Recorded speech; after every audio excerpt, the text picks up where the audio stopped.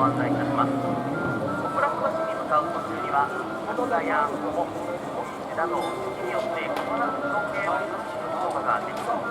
天守閣はもちろん迫力満点の道堀やへこみを一望しながら快適に過ごしていただけます。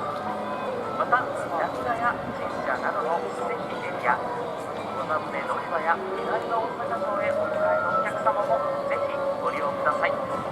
料金は1回で大人300円、4歳から10歳までのお子様200円、6歳の方は100円、3歳以上の方は無料でご乗車いただきます。ここまで会社にご利用されたいお客様、店内の景色を楽しみたいお客様、ただただ温泉に乗車してみたいというお客様、ぜひご利用ください。お待ちしております。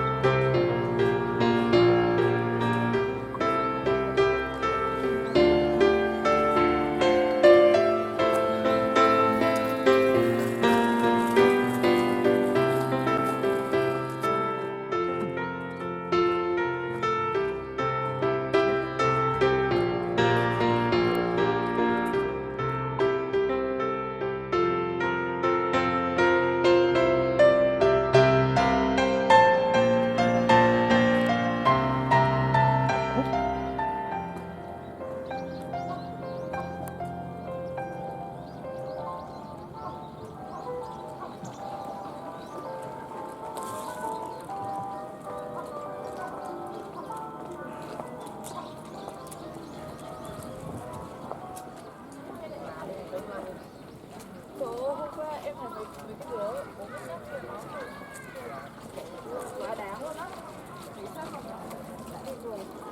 하나. 너네 그 너무 그 이게 장 오시는 거 같아요. 어떻게 하나? 이거는 엄마 괜찮은 거 방금 하나 가야 서로 나가는.